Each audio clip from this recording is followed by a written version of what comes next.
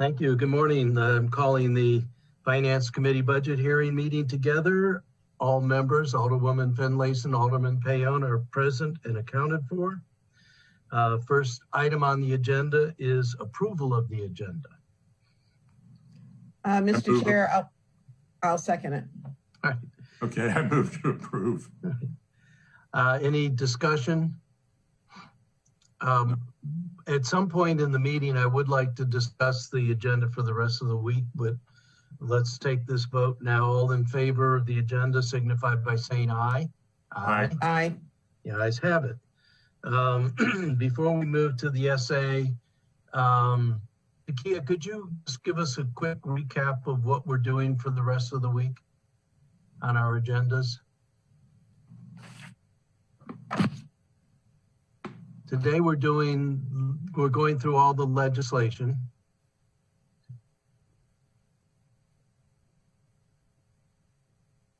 You have transportation coming back, or no, Rex and Parks, I'm sorry, coming back. Rex and Parks. And fees and fines discussion. Alderwoman Finlayson wanted. Right. And then the rest of the week is just deliberations? Mhm. Okay, and I did pull up last year's Finance Committee report and started reworking it with the members, committee members' permission. I think we're looking for a shorter version of the report this year. Last year, I took a lot of time guiding people through the budget book and crosswalking to all of the performance measures. It is folded in now. Everything is really one shop stopping. We've got everything in either the budget binder or the attendant OpenGov. So if people can't find their way through the budget this year, I don't know if they'll ever find their way through. So a lot of those things I think can come out.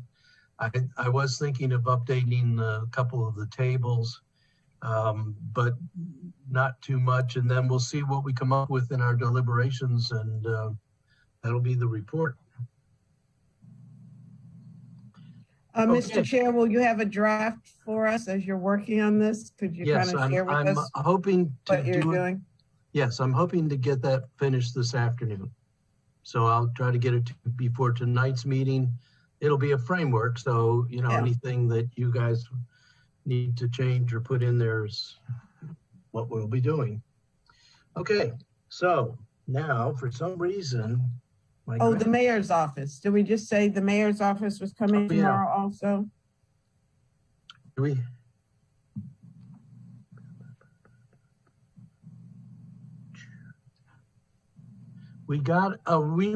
asked for a redo of the mayor's office in bullet points. I had started to do it, but just to make it more organized so we understand. But I don't know whether we communicated that.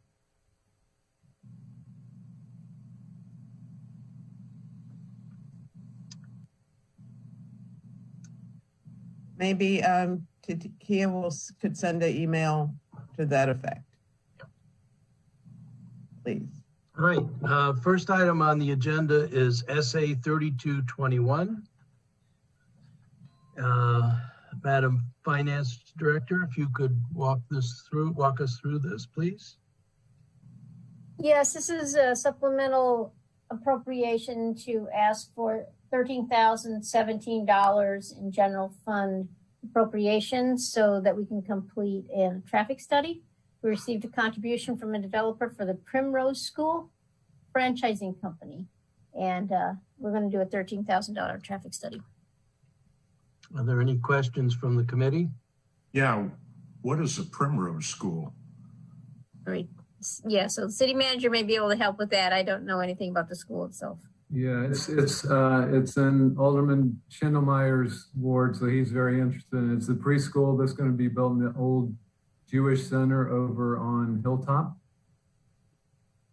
So they're going to convert that building to a preschool. Okay. The Hilltop at Spa? Right. Yep. Mhm. So it's an expansion of that existing building? Well, this. Yeah, I think it's a remodel and expansion and conversion. So is there a motion to recommend? Are we recommending approval to the council, or I never remember which ones we approve? Recommending approval to the city council? Mr. Chair, I'll move that we make a recommendation of approval for SA 3221. If that's correct.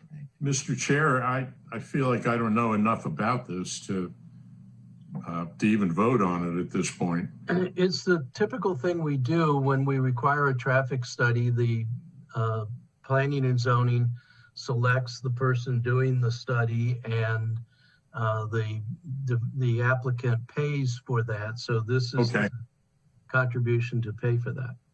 All right. I can go along with that. Well, may I ask, I guess what's confusing, it says under revenue, general fund contributions. Maybe to add to that from the Primrose School Finance, whatever that is, company.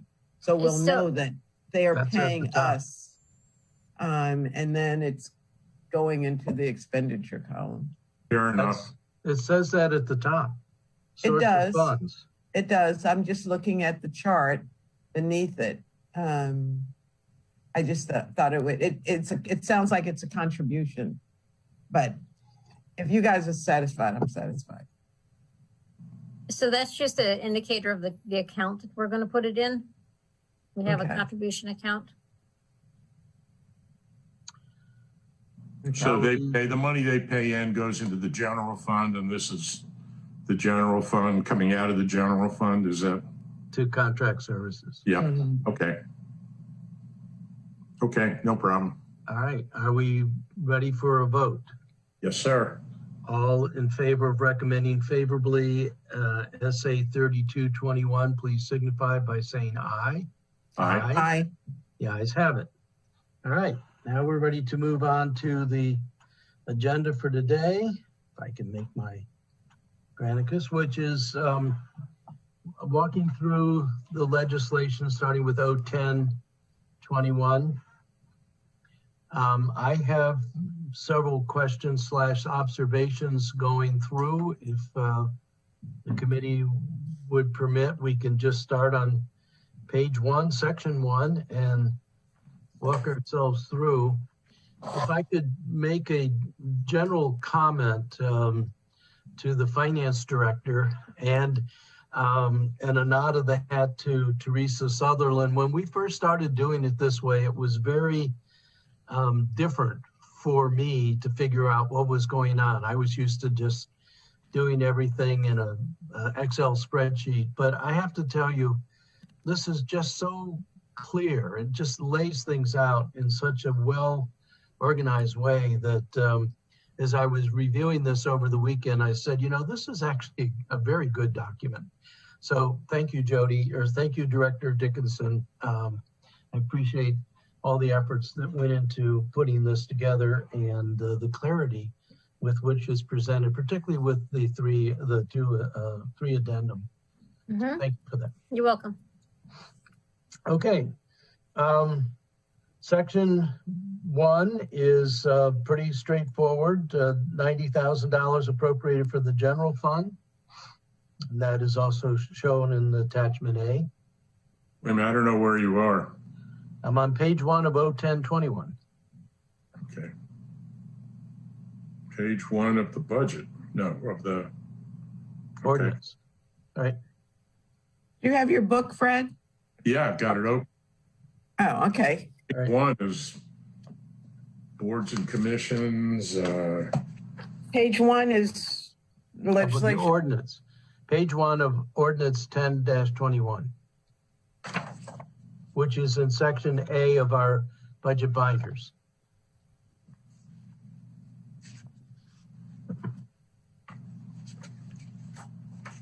summary of revenues and expenditures. My page 1. No, It's that's- the ordinance, Fred. In the budget binder, we got B. tabs. Tab A Got it, is the ordinance. okay.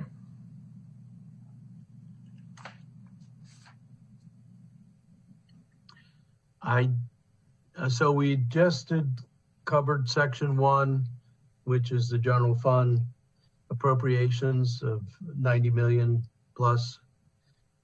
Section 2 is somewhat different than in past years because of legislation passed by the state. This is 67,500 going to art and public places. Apparently the state felt they knew better about how much money to give arts and public places than we did. But for me, that raises the question, do we need to go into Title 6, Section 24020, which reads, subject to the appropriation of funds by the city council, said fund may be credited with 1% of general fund revenues. And it actually goes on to say all funds received by the city for arts, including visual arts in public places, performing arts, works of arts, whether contributed, earned, secured through grants or otherwise obtained. I never paid attention to that second clause, but the first clause, I would argue, should be removed from our code since we have state mandated contribution that is based on the hotel tax. So go ahead. Mr. Chair, has it been confirmed that, because I read through one of the reports that gave all the funding that was coming from the state, and I didn't see that item in it. So are we for sure that they passed that within the state budget? David or Mr. Gerald, did we get any notification of that? For the pilot? No, yeah, for the art and public places. Yeah. I have not seen anything, but my understanding is that they did pass it and that the governor signed it, but I haven't seen anything in writing about that. So there were actually 2 taps. There was this, and then there was an equal amount that was tapped for the Affordable Housing Fund. Right. And I wanted to note that I didn't see that. Should that also not be in here? So is the assistant city manager still on the meeting? She may know, she may have seen something in writing since she's been watching this more closely. Maybe not. I think she was on earlier. Could someone make a call or something to find out for sure whether we got both of these? Oh, she's back. Whether we got the funding for art and public places and for the housing? I will make a call right now just to get the bill number, and so we can get the enrolled charter so you all will have a copy of it. I'll do that right now. Thank you. You're welcome. Director Dickinson, should there not be another amount showing up here in the amount of 67,500 for the Affordable Housing Fund? I know we have an Affordable Housing Fund that shows up. It is there. It is there. Okay. And just to comment, we always had arts and public places in section 2, but it was the 40,000 that we had typically appropriated for them. Right. Now we got to 67,500. And if you go down to, it's the housing, right now it's called the Housing Assistance Fund. I think I've overlooked it because Here it is. more, it's in. Oh no, wait a minute. Thought I found it. But that's a bigger amount. It's a bigger amount because it's also got a fund balance that it needs to spend, or that we want to give them authority to spend. It's in there with other housing program monies. And I believe that Alderman Gay brought up that we may want to make a separate housing trust fund for these funds, that the money that's in the Housing Assistance Fund is the leftover monies that Teresa Wellman is using for some of her projects. And so he thought we might want to separate it and create a separate fund. I had assumed we were just going to rename this fund, but if we're going to create a separate one, we would want to change the reference here to a different name. But for this year's budget, until we pass legislation to create that fund, Right. couldn't do that. Right, and so it includes not only the 67,500, it includes the fund balance that's in the Housing Assistance Fund for the other purposes as well. Which section is this? I'm not seeing it. Yeah, I couldn't find it quickly either, but I saw it. You have to look at it into the type here. It's on page 3, and it starts on line 5. I don't have lines. Yeah, we don't have Okay. lines. It's section 10. Homeowner 467.5. Assistance Fund. Yeah. Oh, Yeah. that looks suspicious. I bet it was 400 and now it's 475. You're right. Okay. You're right. All right. Okay. All right. Yeah, no, I actually did put a paperclip by that. All right. So returning the following sections, sections 3 for the community development block grants. Section 4 is for the grant fund. Section 5, Community Legacy Fund. Section 6 is the forfeiture and asset seizure account. That was something I believe Alderman Schondelmeyer made a comment about during our evening meeting. Section 7 is the Sprinkler Assistance Fund. I'm just reading these off, and I'll stop whenever there's questions from the members. What is for the reforestation fund is 71,000. Is that different? That is not the same as the fund that Mr. Adams has for tree plantings, is it? It's the same. It's the same. Okay. the critical area fees and that are Okay. separated out for planting. That's Because it. a couple years ago, that was like $5,000. It was very small and he couldn't really do much. This seems like a much healthier number. I think a lot of the funding comes in from those paying fees, and I don't think I'm not sure if this is one that's not getting any larger. I think they collect critical area fees, and yeah, these are the critical area fees. So it does get new income every year. So it may have grown. A small amount this past year. Jody, there's also money, tree money in the Planning and Zoning General Fund as well. Yeah, planning and zoning has some tree money in its budget as well. Okay. All right. So whisking right along, section 9 is the PEG fund. Section 10 is the fund that we just spoke about, which is the homeowner assistance fund, which looks like it has the other $67,500 in it. Wait a minute, what exactly is a PEG fund? Pardon me? What exactly is the PEG fund? I know public, educational, government, but what does that mean? What are we? Isn't that coming from the cable TV funds and Correct. that paid Julian amongst Correct. others? And Mark? Everybody who has cable services has a fee on their bill in order to pay for local government television coverage. And that fee comes into us, and we use it to pay for capital improvements to the studio. Thank you. So then we have the enterprise funds, the water fund, the off-street. Mr. Chair, may I interrupt you Sure. for a moment? Yes, Can we go back to 10, which is the Home Ownership Assistance Trust Fund? of course. We were just talking about what the state has approved for us. And was there an approval, or that's what Lynn was checking I on? think that's what, yes. And will whatever that amount be added to here on section? It looks to me like And- it has been added. It looks like it's 67,500 has been added to 400,000. I mean, that That is number- correct.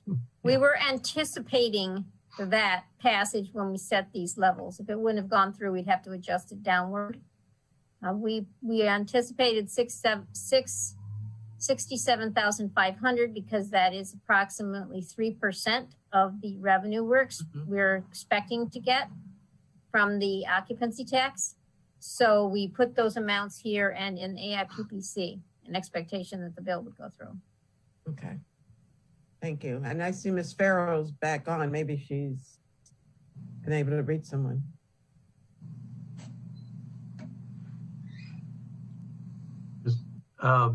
Assistant City Manager Farrow, were you able to reach anybody? I'm still working on it. Okay, thank you. I think we're good. I just want to make sure, but so then we go into the enterprise fund, sewer, water, off-street parking. Section 14 is blah, blah, blah, blah. Transportation fund. 15 water restoration fund, refuse fund, self-insurance fund. And that one is bigger this year because of the money we needed to restore. Do I remember? Yes. So Because of what? The money we needed to restore to the self-insurance fund because of the settlement in the suit by the Haka residents that we did. Next one is the health insurance fund. And again, Stop Me Fleet Replacement Fund and Fleet Operations Funds. Again, colleagues, I have to say this is just so clearly laid out. It just, it explains itself.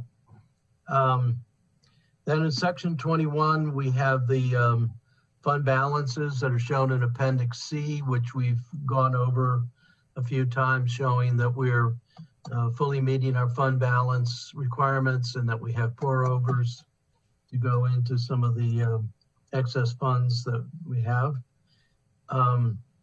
Section 22 is the capital budget. We went over that the other day with the city manager and the finance director and the director of public works. So these are all of the projects that are in the attachment for the capital budget and the CIP. Section 22, paper clips. Mr. Chair, may I ask the question about section 22? Yes, please. And stop. If I'm going too fast, I'll slow down. Project number 12, Cheston Avenue. Should that be Chester Avenue? Cheston, no, it's over in Ward 1. Okay. City Street and Park. I think they're going to put up a floating dock, as I recall. Okay. A good eye. Thank Okay. you.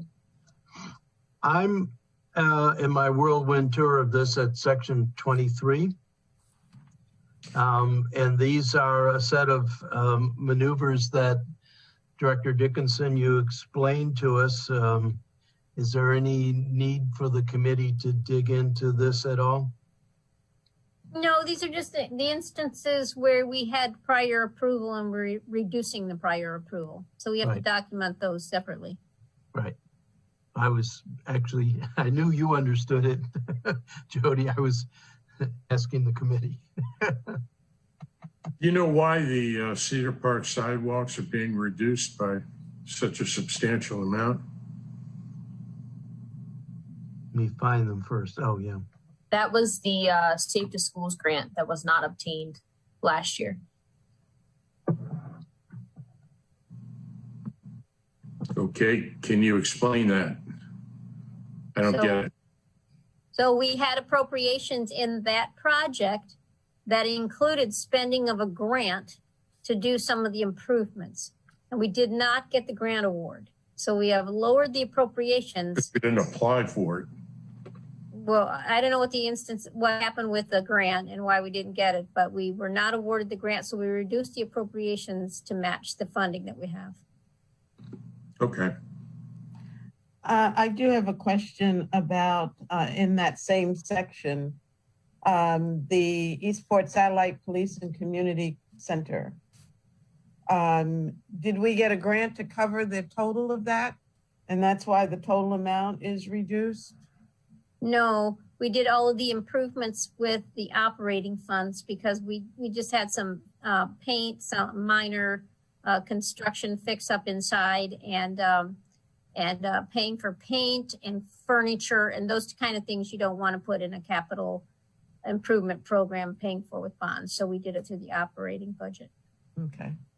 Thank Yeah, you. just as additional information on that, you'll remember last year at this time, we thought that HACA was not going to provide units for those purposes. So we were going to look out in Eastport for space to use, and then we're going to have to convert it. So we put a much larger amount since HACA provide those units, it was much less expensive. Mhm. Thank you for that. Thank you. Section 24 is the capital improvement, and it's in Appendix D as well. We will be flying through those sections later on, but this is where it's contained in the ordinance.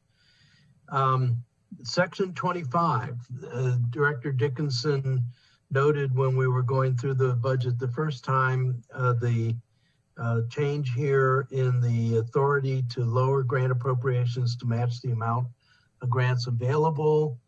She was very forthright, but this is making that power explicit. I don't have a problem with it, but I just wanted to note that, highlight that for committee members, if there's any desire to discuss this. I think we need just some more, because I'm not clear on what we're changing or Okay. if we're changing anything at all. All right, so in the past, whenever we get additional grant money, we come to you for a supplemental appropriation. But there are times when the amount that's appropriated in the budget is more than what the grant award was. The grant award ended up smaller. So as a matter of practice, we here in the accounting side had been reducing the munis appropriation level to make sure that nobody spent beyond what the grant award showed. But it's not a legal budget adjustment per se. We're just doing it as a matter of practice. So we wanted the authority just to have the ability to go through and lower those grant appropriations to the award level and be able to adjust the budget and call that the adjusted budget, the legally adjusted budget. So when is the finance committee notified about the change? So right now we don't have a process for that. We can add a caveat in there that you want to be notified when we lower grant amounts. Go ahead, Katie. We do on the budget to actual. There's notes at the bottom. So we have our quarterly report and we give you that information. And at the bottom, we'll say this has been lowered to an amount equal to the grant award. Okay. But that's just a notation on the end, on the bottom of the schedule. So you will let us know if you want something else. I think just as long as there's a notification somewhere, that to acknowledge that change, that's fine with me. I thought we were comfortable with it, but as I said, as we're going through the ordinance, since the director did go out of her way to point that out to us, I just wanted to bring it up again. I'm good with it. Alderman Payon, what are your feelings? I'm good with it. Okay. All right. Can we move on to section 26, which sets the tax rate? Oh, I'm sorry. Yes. Lynn, Ms. Farrow, please. Thank you. So I did get in touch with Senator Alfred's office, and the legislation did pass. It was the House version, House Bill 901. It has not been signed by the governor, but as you all know, it doesn't necessarily have to be. It could just go through. If he doesn't sign it, it just becomes law. It is, yes, to provide 3% of the hotel tax from Anne Arundel County's distribution to a special fund to be used by Art and Public Places, and then 3% to a special fund to be used only to provide funds to the Arts Council. And then, hang on a second, I have to go to the next page. See, 17%. Okay. Oh, and then 3% to the Affordable Housing Trust Fund established under the City Code of Annapolis, used only for housing assistance payments to be used only for housing assistance use. So it references the city code section 2030-070. So it may have to go to the fund that already exists if it references something that's already in code, unless the other fund is in code already. And I'm not sure if that's the case. I don't think it is in code. I talked Right. with Alderman Gay about it. So it doesn't look like it can go to a separate fund. This is the law, so this is it. Has to go to that fund. But I'll go to the city code, that section, and verify it. And I'll just send you all an email there to let you know. And I'll include the bill. Alderwoman Finlayson? So 3% of the hotel tax goes to art and public places, period. And then 3% of, another 3% of the hotel tax goes to the Housing Trust Fund. Yep. And it's gonna have to go into, which item that we just, okay. Mr. Chair, you just went through There's all two- of these. It goes into number 2 and number 10, I believe it was. No, where was it? 2 and, yes, 10. Section 2 is for the arts and public places, and section 10 is for the homeownership assistance fund. The legislation. Go ahead, please. The legislation does not say that, though. It says to the Affordable Housing Trust Fund. There is no such fund. I there know, isn't? and I pointed that out. Yeah. Oh, So, there isn't an Affordable Housing Trust Fund? Okay. Well, it says that it's established in city code, so I'll go to the code and see what it says. Yeah. Well, I Okay. think there was talk of changing the name of that fund to accommodate this purpose. So I don't know what's the best way to do it legally. I think the Office of Law should tell us if we need to change something there. Yeah, and if we have to, we'll get an attorney general's opinion too. well, But okay, let me look at the city code and Thank you. I'll just send you all an email. what I would say is a more generic comment. This is what happens when we have in-runs by members or the mayor to the legislation, and council members don't find out about it till they read it in the paper. I went to both Representative Hinson and to Senator Elfreth and complained that this was happening, that we already had a tap for art and public places, and basically was told it's too late.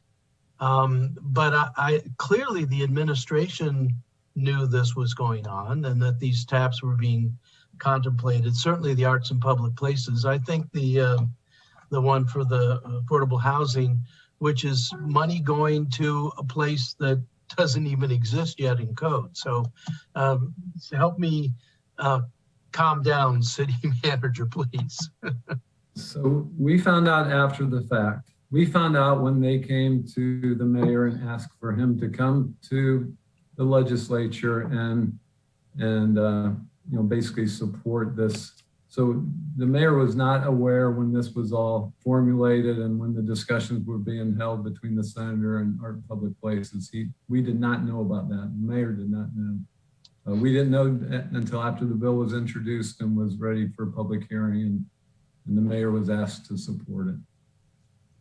And that's what Gavin told me as well. But I mean, it's a kind of, I think it's discourteous, but I also think that it's not very well organized. And I think that we are an independent jurisdiction and really ought to be able to control the allocation of our own budget. This is now the state mandating how we appropriate some of our funds. And if it was something that was of a state level urgency, maybe. When I talked to Senator Elfreth, she said that this actually came from the city, but it turns out it came from people in the city, not from the city itself.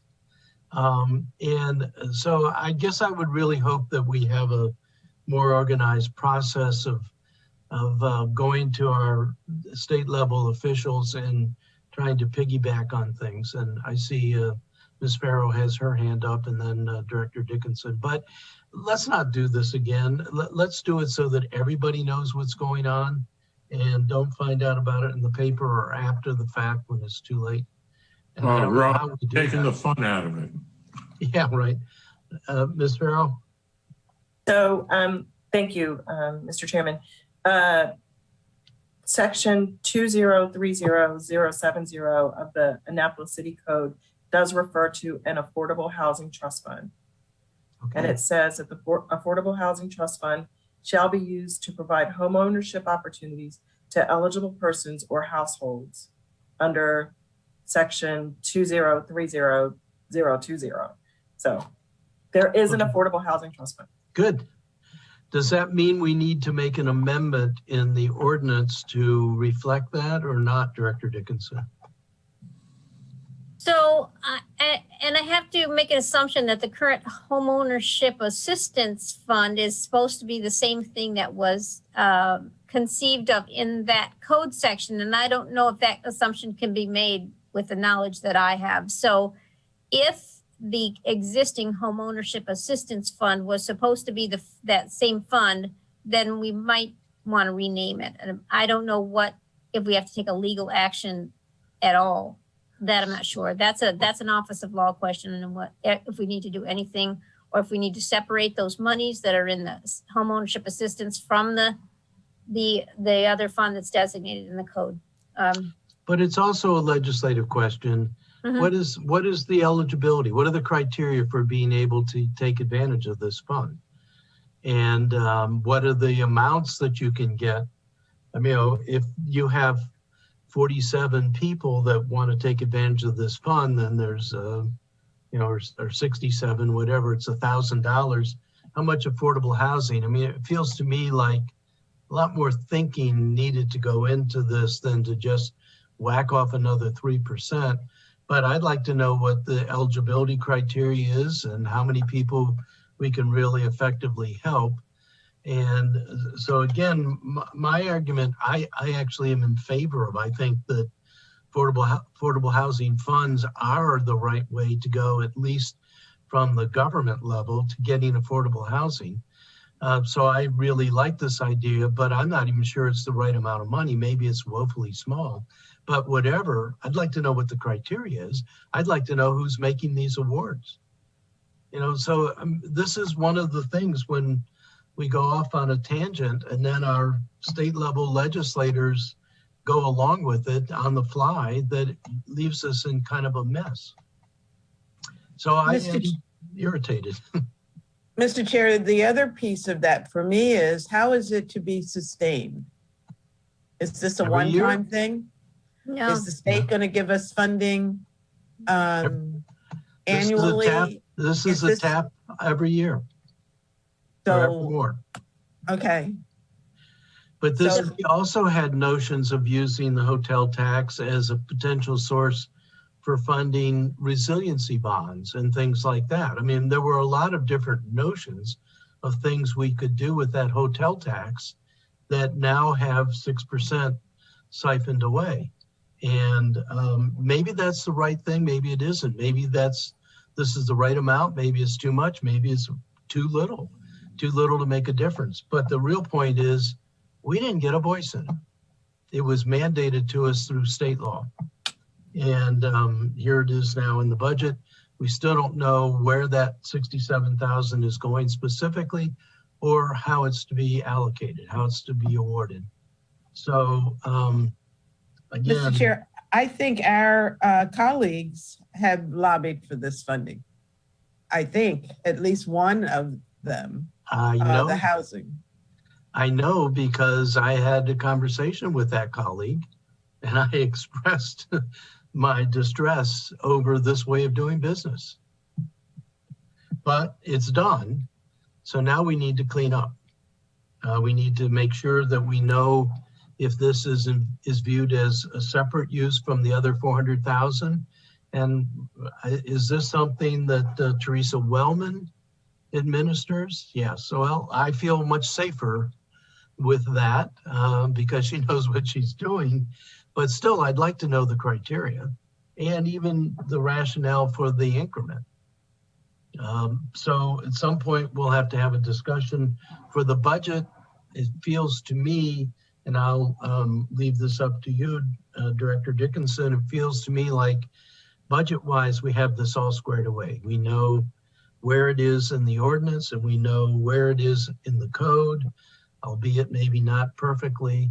And we can work with the Office of Law to see if we need any other clarifying legislation, but it has a place to live appropriately in our ordinance. So, you know, maybe it's all's well that ends well, but Director Dickinson.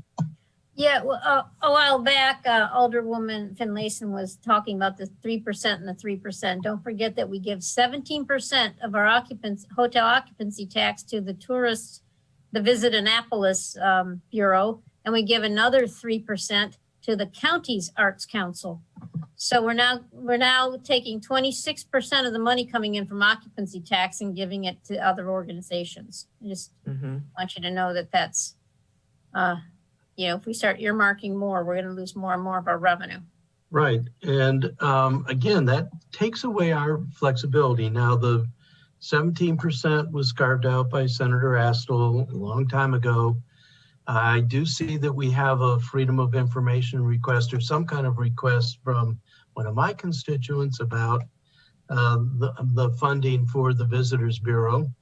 And I think actually Senator Elfreth, for some reason, not us, her office has volunteered to respond to that request. But, you know, we are an independent jurisdiction. Obviously, we all respond to the state, and the state has the power to giveth and taketh away. But the County Art Bureau was something that Mayor Cohen did. And I think Alderwoman Finlayson, you remember, you and I were not very happy about that unilateral giveaway at that time. Because we don't have a lot of control over what the County Art Bureau does with that, with our money. So anyway, I am making a little bit of a stink about this, not because of the budget, but because I think we need to have more rules of the road and a better interaction with our colleagues at the upper echelons in the county and the state. Director Dickinson. Okay, so I got another piece of information here that 2119 changed the title in the code citation from Home Ownership Assistance to the new name, the Affordable Housing Trust Fund. So it may be, I will talk to the Office of Law on whether or not the budget ordinance needs to be updated to refer to the right name. Okay. Well, that's good. We can tidy up after the fact. All right. With that dialogue, is there any further discussion on either section 2, section 10, and we were at section 25? Nope. All right. Thank you. So section 26 is what sets the tax rate. As you know, Director Dickinson and City Manager Gerald, I have some constituents who continue to ask questions about constant yield. I'm assuming by implication that section 26 says that we will not be going to constant yield. And I guess my question is, if that's the case, does it need any embellishment here to say that we are choosing not to go to the constant yield option provided in state code? Well, we've always done that in the past. Director Dickinson? No, this bill, the ordinance is just to set the tax rate at whatever you're going to set it at. The constant yield requirements for advertising, et cetera, come from a separate state law. And we just have to advertise to the public that this budget that in this ordinance is not setting a constant yield tax rate. So Alderman Peon, is that what you were referring to? Yes, we've always voted on that in years past. We vote to set the tax rate as part of the budget process. So I guess I'm trying to figure out, I agree with you, that's what we've done. Do we not need to then post the requirements in the paper saying that this is, Yeah. We did it. Did I miss it? Been in the paper, they hit it on the back page twice When was that in the paper? I totally missed last it. week. Last week, okay. All right, so we are fully Good job, compliant. Katie. Yeah. We are fully compliant with section 26 and with the requirement on the constant yield. I don't know if I need to remind you the genesis of the constant yield requirement and who is the culprit. Do you remember that? This is when Senator Cardin, National Senator Cardin, was in the state government, and years ago, the state noticed that each of the municipalities or governmental jurisdictions were valuing the same properties at wildly different amounts. So the state decided to come in and impose some uniformity on how a house in this neighborhood, which is the same as the house in this county, should be valued at the same amount. So the state did the assessment. And then the jurisdictions, apparently some of them started, because there were tax increases, blaming it on the state. The state made them do it. So then one Robert Agee drafted legislation for State Senator Cardin to have this constant yield legislation, which was never meant to be a requirement other than to publish that if we stayed with constant yield, this is what it would be. And that was the state's way of saying, no, any tax increases are still due to your local jurisdiction. This, all we're saying is if we didn't raise if we adjusted the tax rate to compensate for increases in the size of the assessable base, this is what it would be lowered to. If we had passed the constant yield legislation when Alderwoman Finlayson and I first got on the council, our property tax revenue would be somewhere around $34 million. So we would need to be figuring out how we're paying for all of our appropriations with only $34 million in tax revenue. So I don't think it's a very realistic thing. And we could not pay for the total of police and fire alone with that amount of money. In fact, only parts of both. So, but it is a requirement by the state, and we have adhered to it, and we are establishing by this section what the tax rate is. So I think we're good unless there are questions from the committee. Section 27, what does that do? That's these next ones are technical. This has to do with how you segregate funds, Director Dickinson or Katie, Ms. Connolly. Yeah, it's a general direction on how I'm supposed to separate the money coming in and track it, that Right. type of thing. Okay. And then section 28 is a penalty if you pay your taxes late. Pretty hefty, 1.5% per month. I think I would get my taxes in on time. And then the final section is the establishing the passage of the ordinance. So then there are the appendices. So Appendix A sets out the general fund appropriation schedule by department with breakouts into salaries and benefits, contract supplies and other costs. In some cases, capital outlays as well. We've heard about all of these from each of the departments as they presented to us. Are there any questions or observations about Appendix A?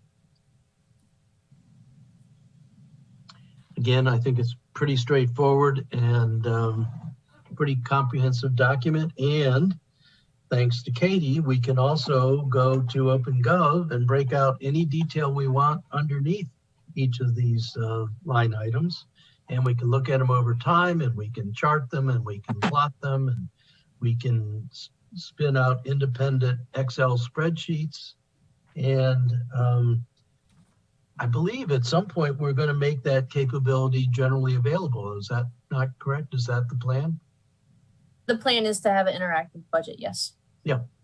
So anyone can do that, not just us, which is just huge. I mean, I am very proud for you about the improvements we've made and the transparency that we've gained with this budget process. So kudos again.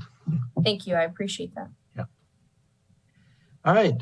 If there's no questions about Appendix A, let's move to Appendix B, which, remember, we had a great confusion in past accounting schema because grants and other kinds of appropriations and sources of funds were all mixed together. And here we have a delineation of all of the grants. This is what we're budgeting. As we well know, during the year, we get in changes, usually increases to these amounts. So we have to do supplemental appropriations to recognize those additional funds. And this is that listing. Are there questions, observations on Appendix B? Alderman Payne. You just mentioned that we sometimes have to appropriate supplemental funds. How often does that happen? Can you give me any examples of that? Yeah, Fred, it happens at almost every Finance Committee meeting when we do the supplemental appropriations to, say, recognize additional amounts of burn grant monies that we get that were not budgeted but are in excess. So then we have to recognize it as a supplemental appropriation to go into the budget, so then it can be appropriated for the intended grant use by police, fire.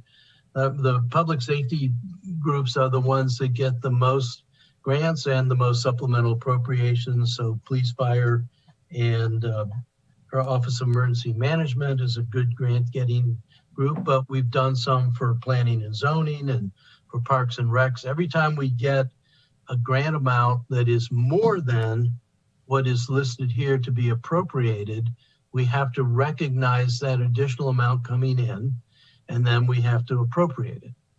So that's all of those essays that we do on a fairly regular basis. Well, I'm familiar with that, but my experience is that most of them do not deal with, particularly with grants. We do it for any reason we need the money. And when you say burn grants, we supplement them all the time. I mean, I look back on minutes from a couple of meetings back, and I didn't see the term burn grant mentioned at all. Well, from time to time, we will get burn grants, we get Pell grants, we get all kinds of different grants, as they say. Okay, familiar with that, of course. Right. So if it comes in as more than the amount we budgeted, or if they have, lots of times towards the end of the year, they'll have leftover money, and Director Simmons is great. They'll come to him and say, could you use more money? And he'll say, of course, and he'll bring it. And then Director Dickinson will appropriately recognize this additional amount of money, and we will go through a supplemental appropriation process, recommend to the council approval of that supplemental appropriation, and that will be in addition to both our revenues and our expenditures. for the budget for that operating year. All right, I mean, I got that. That's easy. Well, it is easy because that's all that there is to it. So this is the picture of our grants that we're accepting as part of this year's budget. So these are the grant funds that we're locking in with these 2 pages. If there are changes, we've just given the finance director, we will give when we pass this ordinance, the power to lower any of these amounts, and it'll be noted in the quarterly expenditure outlay document. And if there are increases or new monies or new grants, then that will come to the finance committee to recognize as a supplemental appropriation and passed on to the council to be approved now as a standalone supplemental appropriation section of the agenda. Quite often, particularly when there are big amounts of money, after the finance committee does its due diligence, someone will say, wait, I need to know more about this. And so we'll go through the whole process again, which of course is legitimate, appropriate. It is the council doing its due diligence and its oversight of the budget authorities. But this is the snapshot of grants that we have going into this fiscal 22 budget. Mr. Chair, I have a question. Please. And I think this is for City Manager Gerald. Maybe I'm in the wrong place, but I'm looking for the 40,000 that was requested from the Office of Emergency Preparedness.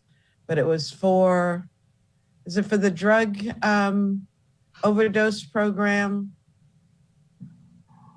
And The money that we transferred, the $40,000 that we transferred this year. yeah, well, I don't know. Is that it? Is it in? It would be in fiscal You 21. were told I was told it was in the budget. And I'm just trying to find it. Did we transfer That- 40,000 this spring? We did. We transferred 40,000 because the grant that we received was less than expected. And so we transferred the 40,000 in. And I think we anticipate again that we'll get that grant next year. So I don't think that we included it. Director Dickinson, do you recall that? So you'll have to refresh my memory what the name of the grant is, and we can look for it on this list. I'm not Okay, sure what well- the name. It comes from the health department, and it's opioid related, but I'm not sure what the name of it is. Was it a total of 90, but we had to come up with 40,000 if I remember correctly, but I can't. So it should not show up on these pages then. If it's a fiscal 21 grant, that would be in fiscal 21. So this is fiscal 22.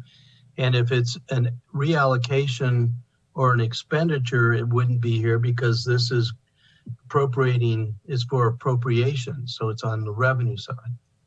Oh, so the $40,000 that you were referring to was this year. It's all reflected in our 21 general fund transfers because the grant fell short. So we had to kick in some extra money from the general fund. For next year, it could be one of these. I'm looking at the 4 grants from OEM from the county that are on Appendix B. Uh-huh. It could be that one of those is the small piece that we did get this year. And none of them are as big as $40,000. So we may have to put in the other 40,000 next year. And that I won't be able to tell you off the top of my head if that's budgeted in OEM or not. Okay, Katie that's what I will- was, Katie will know if it's in there for next year. okay, that's what I was asking that. And I was in Appendix B trying to figure out which of those numbers would fit and then none of them fit. So that's my question. So if you could figure that out, that'd be great. I seem to recall where that was one of the things that Director Simmons was asking as an enhancement request in his presentation, but I will go back and make sure. And I thought Mr. Gerald told me that it was in there. So but Okay, maybe he was talking about 21 and not 22. Yeah, we transferred it in 21. I think we anticipate that we'll get the full amount of the grant that we've historically received. We just didn't, and I'm not sure why we didn't for FY21, so we had to supplement. But I think our expectation is that we'll get the full amount of the grant again in FY22. Great, thank you. Next.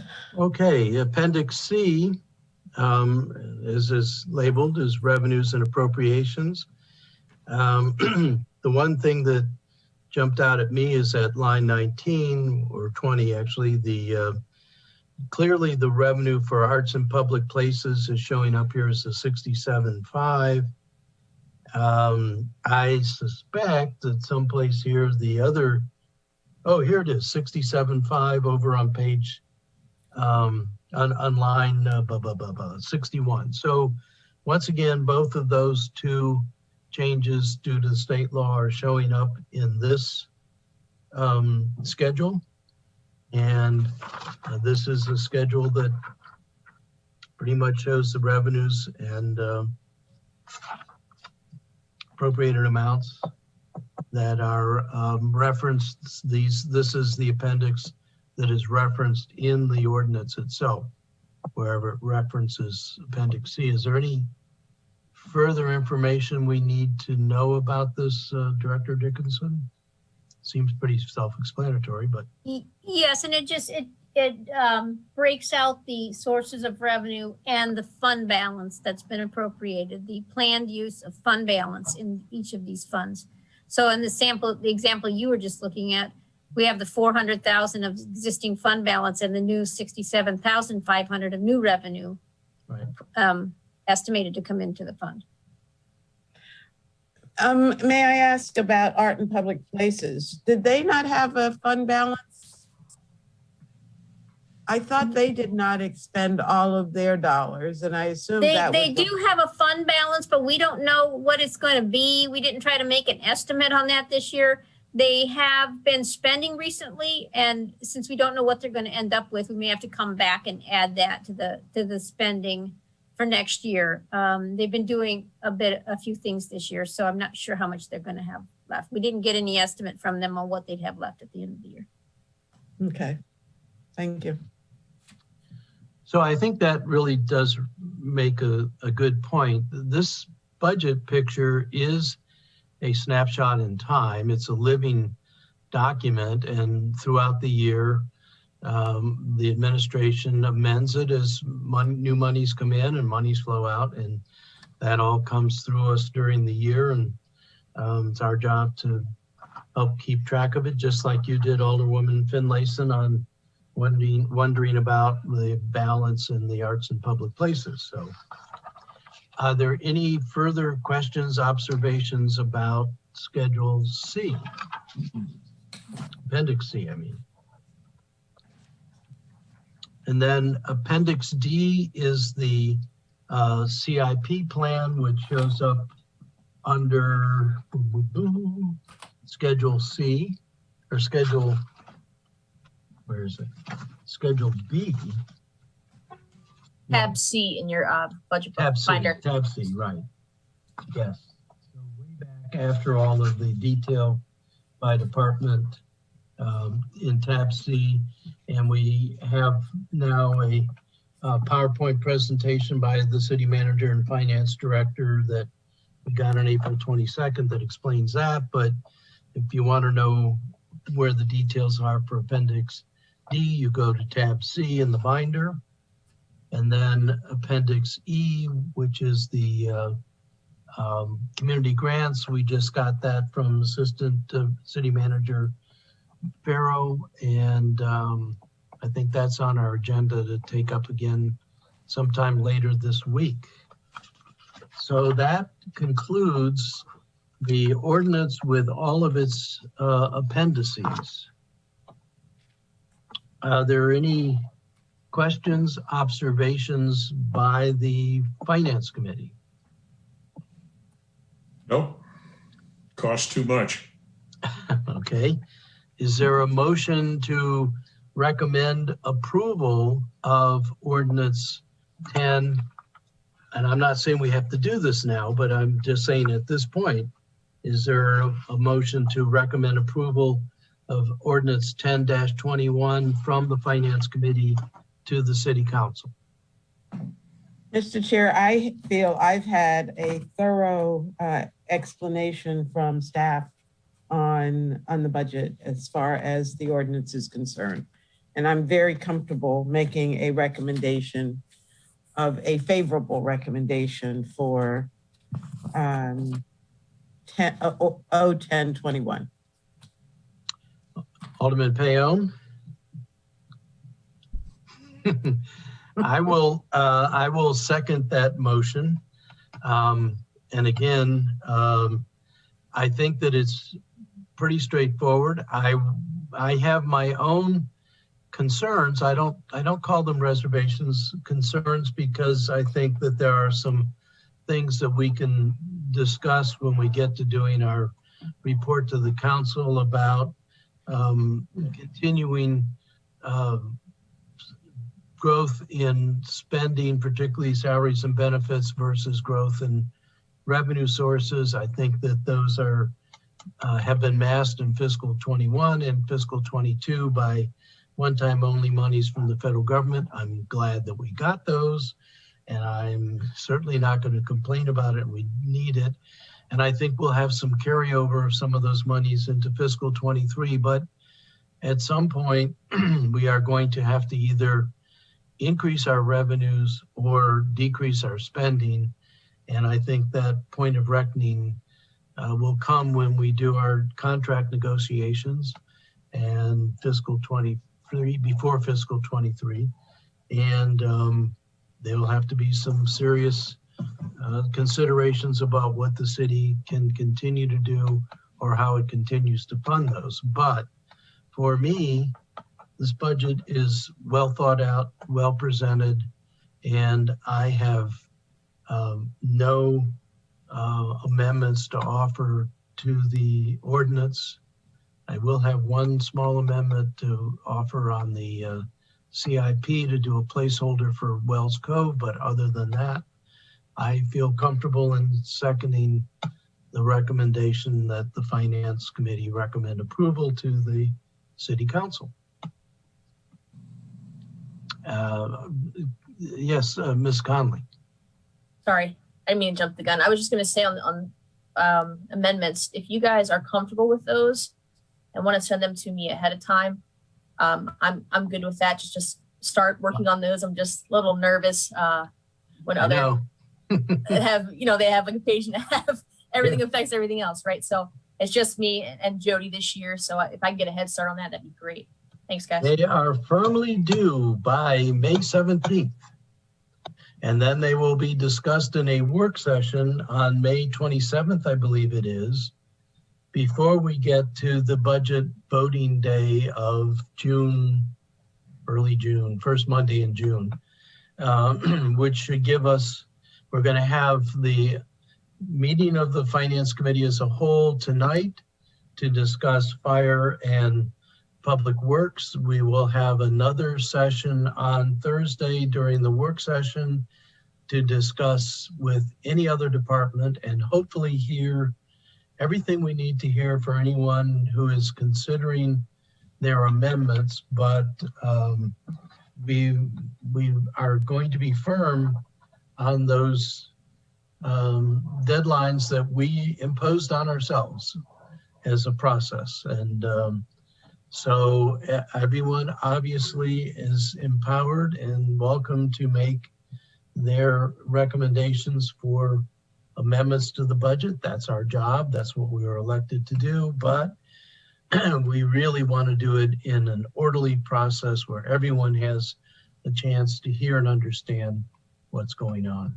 So at this point, I would ask for a vote on the motion on the floor, which is to recommend approval from the Finance Committee to the City Council of Ordinance 10-21. All those in favor signify by saying aye. Aye. Aye. Opposed? No. No. All right. And are we to make the good faith assumption that you'll be letting us know through amendments what you would have different, Alderman Payo? I'm not sure I'm going to waste my time with a lot of amendments. Okay, I must say that's could be a relief in some quarters. All right, so that is the ordinance. We now have before us the fees. I don't know what the druthers of the committee are. I have gone through both fines and fees. Or we could turn to the tab C, which is the capital section, because we've been given a thorough briefing by the city manager, the finance director, and the director of public works. What is the druthers of the committee? Sorry, Miss. I'm so busy trying to find it on my iPad, which is frozen. What was your question? So we have a choice here. We could go to tab C. And that is the capital budget and the CIP. And we have the PowerPoint presentation from April 22nd that walked us through this. We had further explanation from the Director of Public Works on the new projects. And so at this time, at some point, the committee will need to make a recommendation on the proposed capital budget for fiscal 22 and the capital improvement program for fiscal years 23 through 27.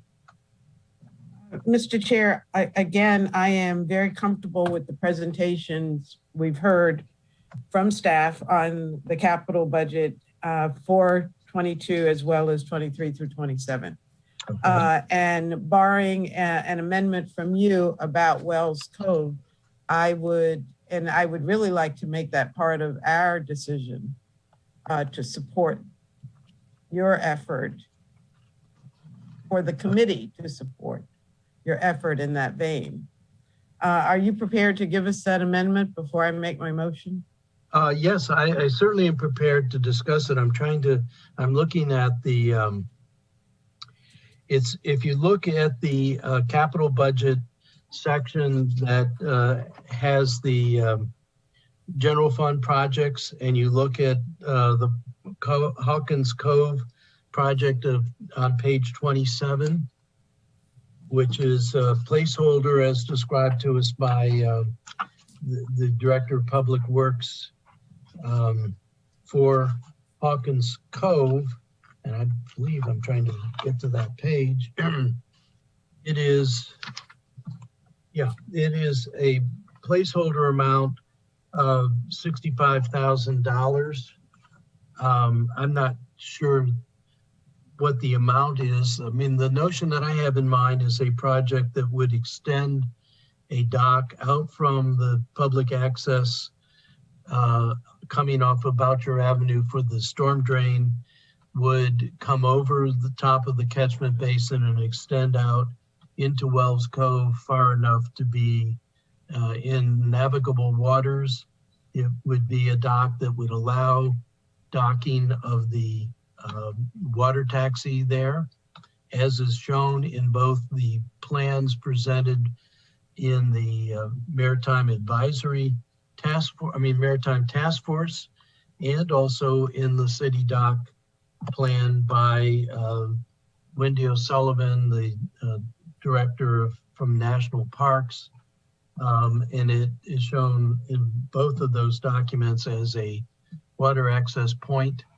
It would also be a place where people could drop off and retrieve small craft like paddle boards and kayaks.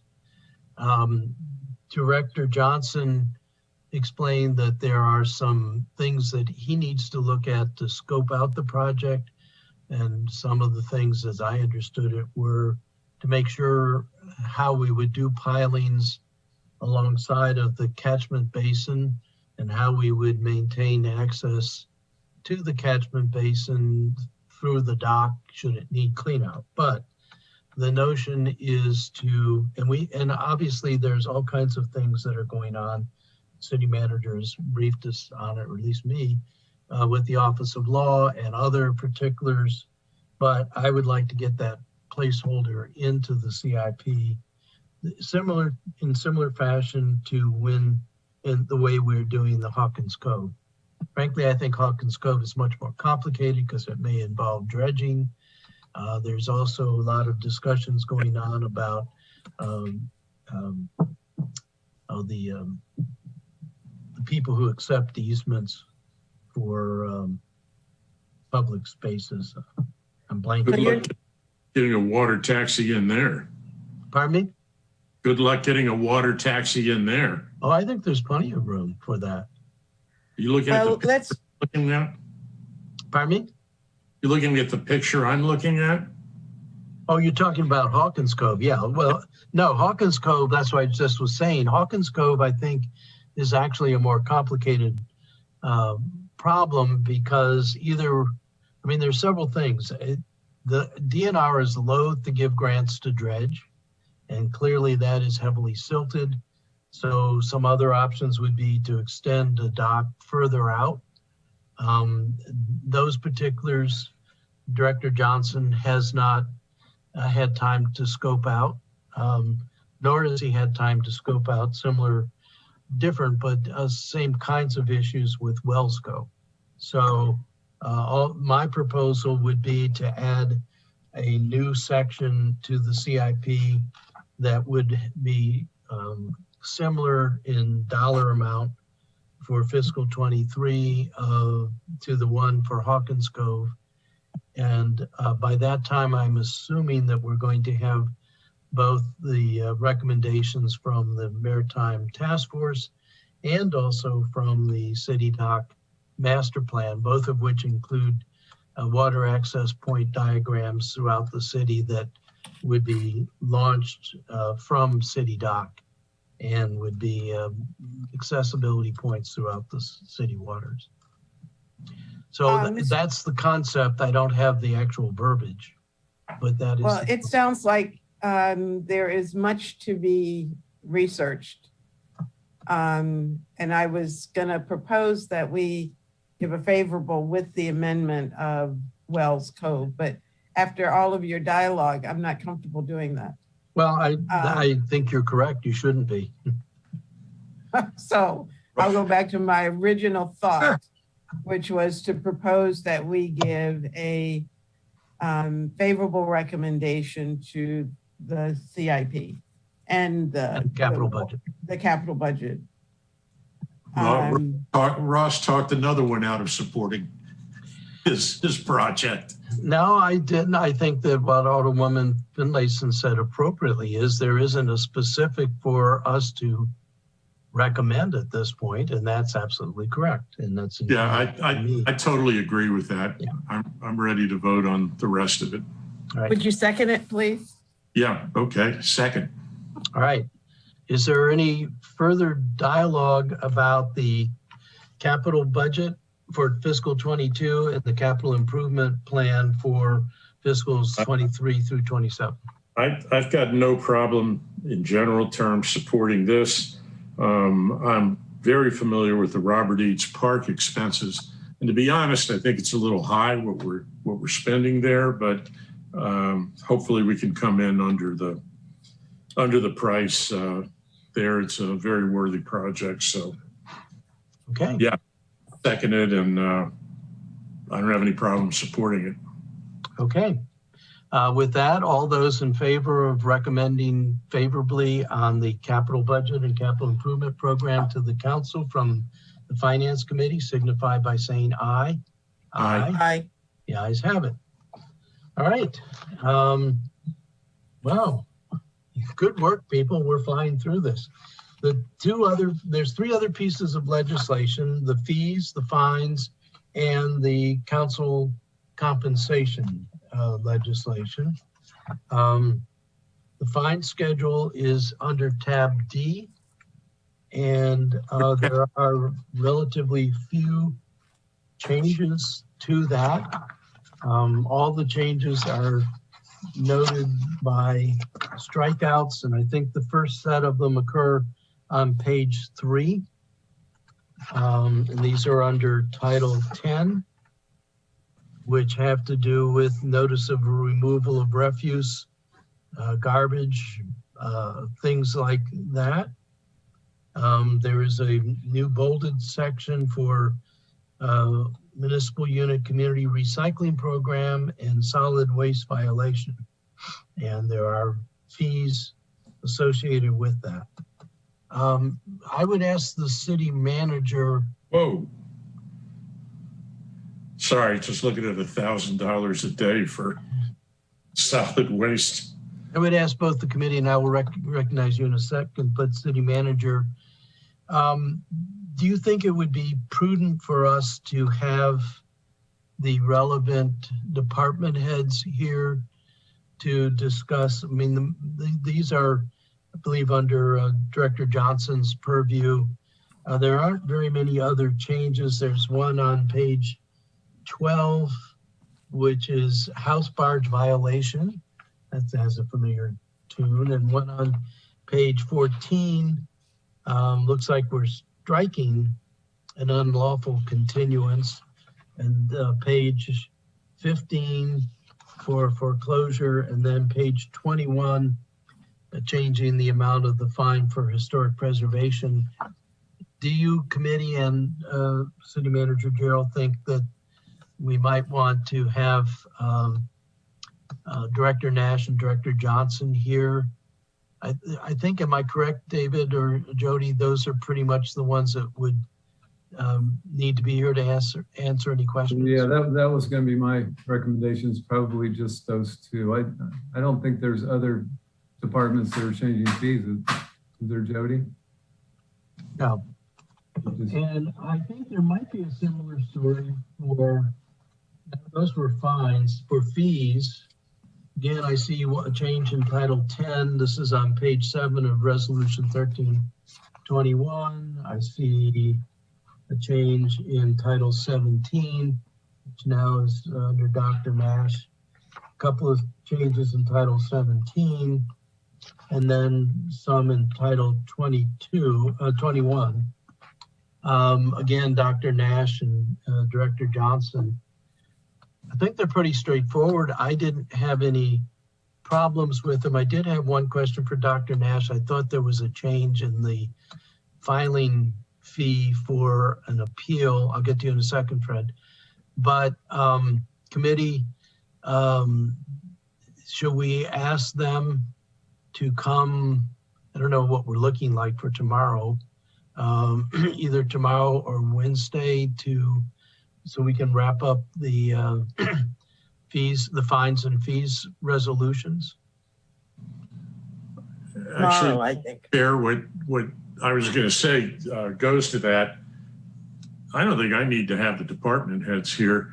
These are pretty self-explanatory, and if it's good enough for them, it's good enough for me.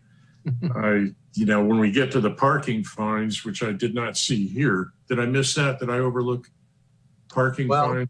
That is at the back of the fines section, and then at the back of the fees section, there are all of the liquor fees, the recreation fees. There's a number of fees that aren't directly associated with the code, but are well laid out. So there's parking fees, and again, that would be Director Johnson. There aren't a lot of, I don't see that might be a little different, because I think that, I hear from my constituents all the time, geez, I parked half my car in a red line and I got a $95 fine. I mean, some of them I think are a bit high, but these that we've just gone over, hey, I'm good to go. I mean, I can vote for these today, to be honest, if you wanted to do that. Well, let's see what Alderwoman Finlayson's comfort level is. I want to make sure that if we ask questions by our colleagues, we're going to be able to tell them directly that we did our due diligence. And I'm not saying that we haven't, but Alderwoman Finlayson, what is your thinking? I did have some questions on fines. I don't have anything on fees yet. Okay. But I, you know, as much as I hate to bring staff in unnecessarily, Well, I we're gonna- would like to ask some questions. I'm fine about with what somebody has. certain things mean. For example, and maybe a direct manager Gerald can answer, on page 3 of R14, we're striking notice to remove refuse accumulation and garbage refuse violation. They're completely being stricken. Does that mean that they're all consumed someplace else, or is that all in the new 10.16.20, other means of disposal? I don't know. Am I, does that make it? And I'm not sure I could respond to that either. Yeah. So we're going to have Director Trader in and we can talk to him. I don't think there are any changes in the rec fees, but we can talk to him about the recreation fees. And then I do think we should have in Director Johnson and Director Nash. I'm not quite sure what our agenda looks like for tomorrow, whether we need to have them here at the beginning of the meeting or we leave some time for our discussions with Director Trader and then invite them in. But I think I do think we should take the time to look at each one of these changes, make sure we're comfortable, we know why they're happening, and can with good conscience recommend favorably or recommend an amendment to our colleagues when we do our Finance Committee report. Just seems like half a dozen changes is a lot to, not much to bring them in, and I think they could be answered by a phone call to the respective director. But Well, that's when what I'm okay with that. yeah, I think we I should. think it's necessary. A phone call is not on the record and we're doing these deliberations on the record. So why don't we, City Manager Gerald, can we coordinate with Takia directly after this meeting and think about the time to invite them to come in? I do agree with Alderman Payon. We can dispatch with them fairly quickly. I don't think we'll take a lot of their time, although famous last words from city council members, we won't take much of your time. Yeah. 3 days later, can we quit now? So I think, Mr. Chair, there is a benefit, and that is that we are still virtual. So wherever they are, wherever they're located, they Right. can, You're absolutely right. get on. well, and in that same vein, Alderwoman Finlayson, they're not the only ones. Other people can be watching these deliberations. And I think if we're going to make a recommendation to the council, it's an expectation of us that we're looking at the details to say, from our perspective, it's okay for you to grant approval to these pieces of legislation with the assurance that someone has taken a look at all of the changes. So I think it would be smart to do that. All right, so we are going to defer discussion of fees and fines until tomorrow. Mr. Chairman, fees and fines can be included in our amendments though, correct? Yes. Okay, awesome. Yeah, this is just the Finance Committee recommendations to the City Council, given our review of the legislation. When are we doing community grants? Is that Wednesday or is that also tomorrow? I think we should put that on the schedule for Wednesday, because I think we've pretty much filled up tomorrow's agenda. I think And let me we're- remind my colleagues, we have a meeting this evening. Yep, I And know. then a meeting tomorrow morning. So, we probably aren't going to be on our very best I'm just Do we guessing. have, Mr. Chair, Alderman Payne? could you go over the schedule for this week? I've got very little in the way of notes for what we're doing on each day. What are we doing? I'd asked Ms. Green to re-promulgate that, but tomorrow That's is, good. Well, go ahead. well, tomorrow, I think we're hearing the review of the presentation by Director Trader, which is pretty straightforward. It just added the salary amounts that he'd left out, and I think some other refinements, but also to talk to him about any dialogue on fees for the recreational facilities. And then we would get into fees and fines with principally Director Johnson and Director Nash. Wednesday, we have community grants. Where are we, is the Finance Committee reviewing the resolution for council compensation for next year? Is that part of the budget, or is that separate from the budget? Because that's actually a fiscal. It can't be part of the budget, can it? No, it's a separate, okay. it's a separate, I don't know if it's a resolution or ordinance, but it's going through right now. It was on the agenda at some level at the all right. last meeting. There was the other, you make me confusing it with the pay plan The pay plan. That's right. That's the other one. That's a part of the budget, and that's on today's agenda as well. Right. Okay, where tab is that under? I'm trying to find the pay plan. Is that in tab A? Not included in your, are you looking for the actual legislation? Yeah, It's- and the schedule itself. I don't It's remember not in the, it's not in the budget binder. Yeah, I didn't think Okay. so. So we need to, so we won't be able to look at that today. We'll need to get the legislation and the schedule. And it could become a new tab. It can I become, thought it was, isn't it in Granicus though? well, it might be in Granicus, but Okay, It's on today's agenda. If you're talking about position classification, it's Article we don't- 20. yeah. R 1221.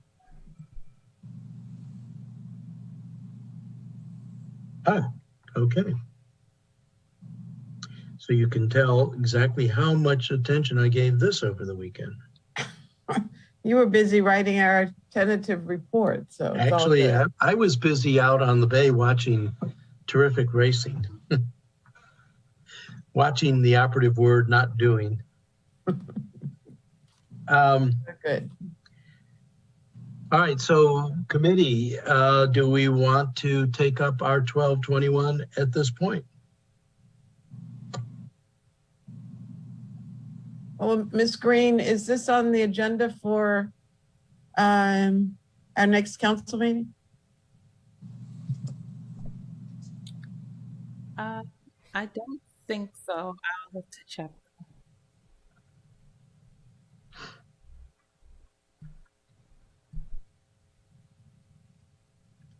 But we always pass this as a part of the budget. It's the new pay schedule, which includes all of the new steps, increases and COLAs and all of those things, right? This would be the fiscal 22 pay scale. The pay scales are here, and the positions that are being added to the civil service are there. Anything that changes in the pay plan. So I think we've talked about it before. I don't know if it was during a work session or something, but I remember either the committee or the council discussing the different changes here. But you have a staff report and a fiscal note. And Alderman Arnett, it is on the draft agenda for next Monday night for second reader.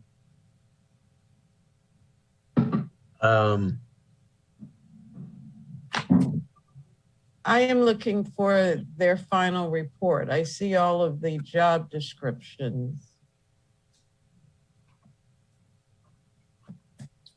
Is this for all city roles or just for the mayor's office? It's the whole city. I'm not seeing what you're looking at then. So as part of our agenda for the finance committee, and it's been on our agenda every day, is our 12-21 position classifications and pay plan. And when you look at that, there is the resolution, which is to accept the classification and pay plan. And then there is an attachment that shows the Civil Service Bureau minutes, and then it shows the classification and grade assignments, and then so when you open that up, you'll see a 1040 social work care coordinator as an A10. And as you I have every resolution but 12, though. I have 13 and 14. it's on today's agenda. If you're in Granicus and going to the Finance Committee agenda. Okay. I don't know if people are confused because it's not in the budget book, in one of the sections of the budget book, but it is a part of the budget legislation that goes through every year. May I ask, I guess, Jody or Ms. Dickinson, I'm sorry. The items that are highlighted in blue, I assume are the changes, but we have no idea what or how it's being changed. Is it So- moving a step or a What- new what- item? What item in blue are you talking about? For Let's just example, start- 1040, All right, social work care coordinator, A10. Are you looking at the ordinance or the resolution itself? I'm no, we're looking looking at at the the attachment. grades, the grade assignments, the attachment. Oh, The okay. First attachment, after the minutes. So the social work care coordinator, that's new. That's an A10. And I think it would be helpful to look at that alongside the staff report that goes through each one and tells you what we're doing and the fiscal impact note of those changes. So I don't know how you want to approach this. When you look at the grade assignments, you're just seeing in blue the senior emergency planner, A13. That used to be a grant. It was a contractual position, I believe. And please, somebody interrupt me if I'm speaking incorrectly. Now we're making it a part of the civil service at an A13. And the next four, no, there's also an emergency management planner that's part of OEM, also contractual, being put into the civil service. I should have this. So then all of these are being moved into civil service. Right, Has there are nothing to do six. with the change of their grade. Correct, but again, moving somebody to civil service does have a fiscal impact because you could impact Yeah. how much they're being paid and you give them a pension. So there is some fiscal impact to this. And that we've outlined the 6 positions and each of their fiscal impacts in the fiscal note. I would say for myself, and I would suggest to the committee that it would be good to have Tricia Hopkins here, potentially scheduling her for Wednesday to go through all of this. It is part of the budget, will have an impact on the budget. And I really think I'm going to put it in my budget binder as something like that. Mr. Chair, that was one of the requests I had last week, and particularly for the Department of Public Works. But I'm very interested in this, in seeing equity across, pay in our city departments. Okay, well then, even more than we need our HR director here to guide us on the rules and requirements. And I think I have questions about not so much who these people are, but who these people are. And that sounds terrible. We can give you the OEM positions. Katie, the 2 positions that are being put into the civil service, is that? Yeah, I'm good. I'm good with that. I understand Okay. that. Okay, For example, and this is not a highlighted one, community services supervisor. It's 4026 and A14. Who is that? What department? I don't want persons, specifics, but who is that and what does that, what department and where's that person? Because I'm looking at the social worker who we're proposing making an A10, who is, in my mind, kind of the professional as far as community services are concerned. So, you know, that's where my question stems from. I can't see equity if there's somebody that's credentialed, that's of a lower grade than somebody who's not, because by virtue of the fact that it's a new position, the social worker. So I'm sure you're thoroughly confused now. No, I think you're right on target. So besides the social worker, we have positions in police and in OEM. And I think those are the only three departments that are here. And we discussed the OEM positions when Director Simmons was doing his presentation. I don't know if we got into it with the police department. And we talked about the social work before in the grade. I don't remember if it was a committee discussion or work session or their, excuse me, or their department presentation.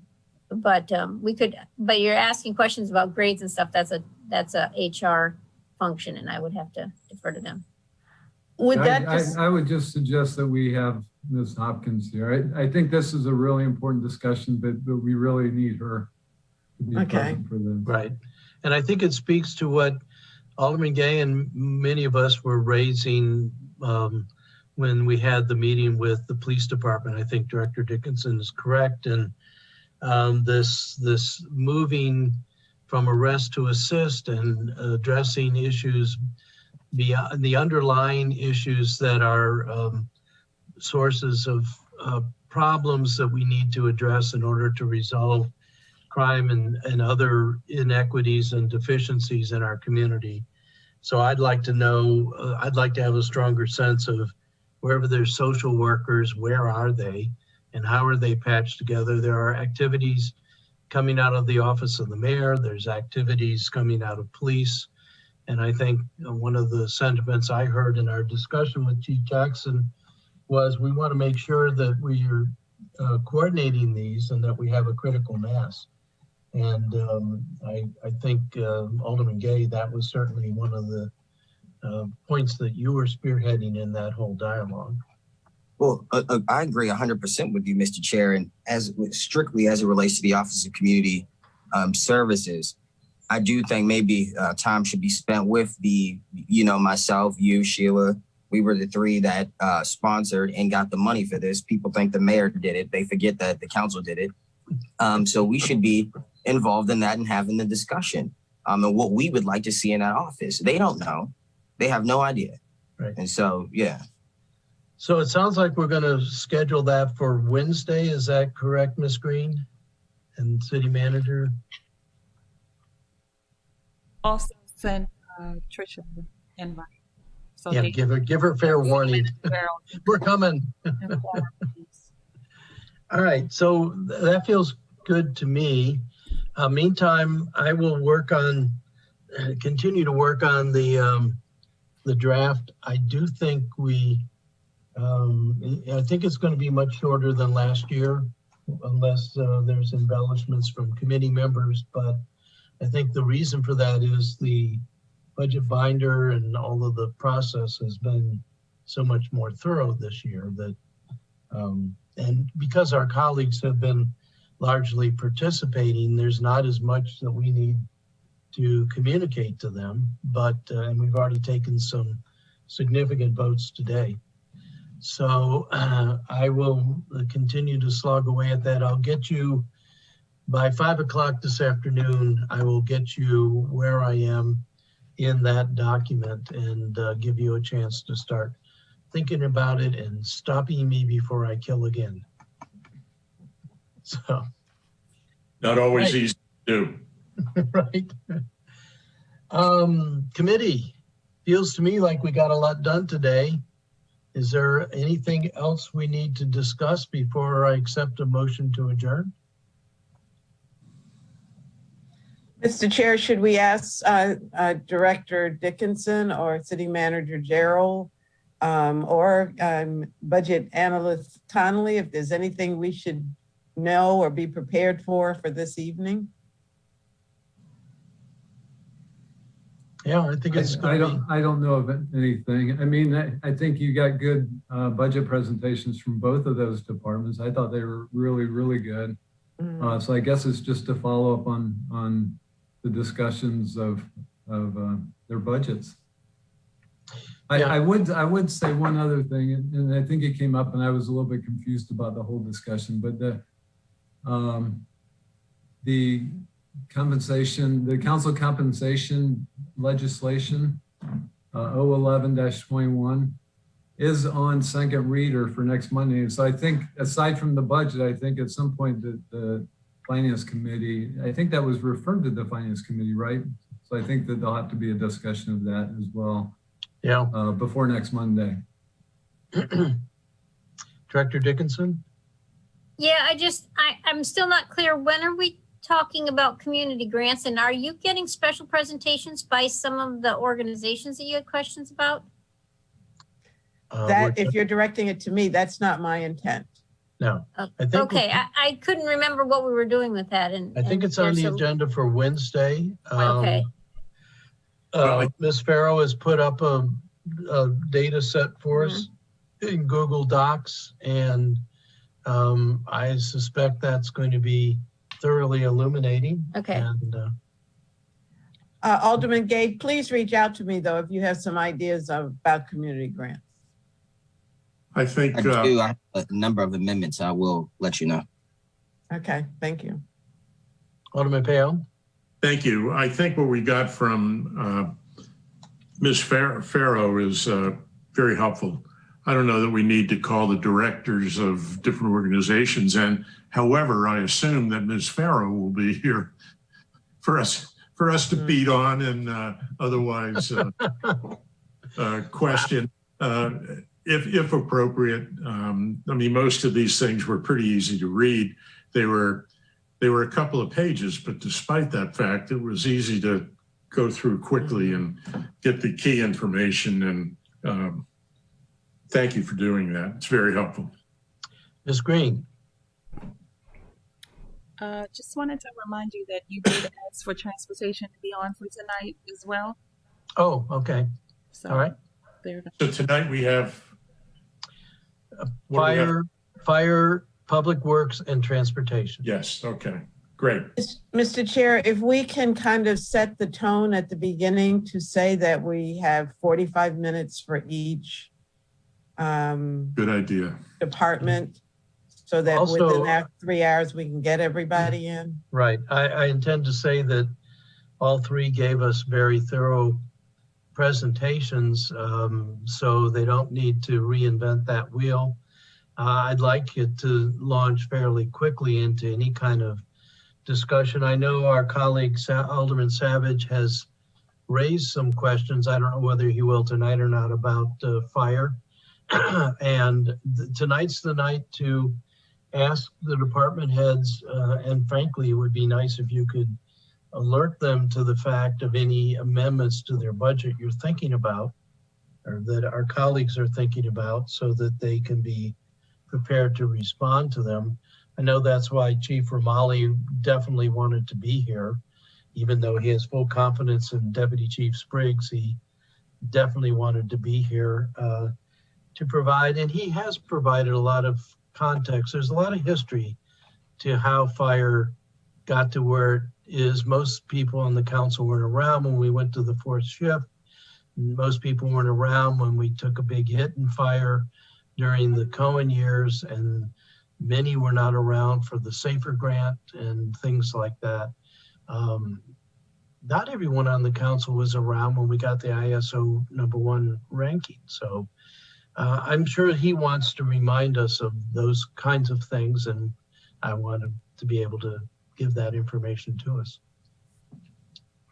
So tonight is, in my mind, one where we engage in a dialogue like we did with Chief Jackson at a higher plane, but it's also a night to test out proposed amendments to their budget and find out how that would impact them. I heard discussions about dogs, things like that. You know, that's been part of my dialogue for years. I've kind of let that go But Like dogs or you don't like dogs? What is the, I love dogs. I just don't like paying for them. So tonight will be another experiment, but I think it's a healthy dialogue. If we get there tonight and we don't have much to do and we end fairly shortly, that's fine with me. But I do think having these meetings of the council as a whole, so that information, the questions are asked and the information is imparted to as many of us as possible, is a good idea. Ms. Green, and then I think Alderman Payon had something. I just checked. 11 actually was referring to rules. So it's going to rules tomorrow. But it does have a financial impact, right? The compensation we're talking about? Mhm. Sure. Yeah. All right, well, you know what our afternoon tomorrow is going to be like. Not a lot of financial impact, but there certainly is one. Yeah. All right. Anyone else want to contribute to this meeting before we adjourn? Alderman Gay, thank you for joining us. No problem. Looking forward to tonight. Good. All right. Alderman Payon. I move that we adjourn. second? All those in favor of adjourning signify by saying aye. Aye. Aye. Again, thank you to the administration, every staff member.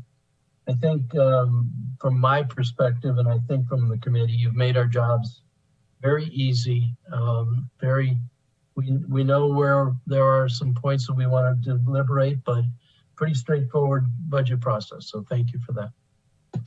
And with that, we are adjourned.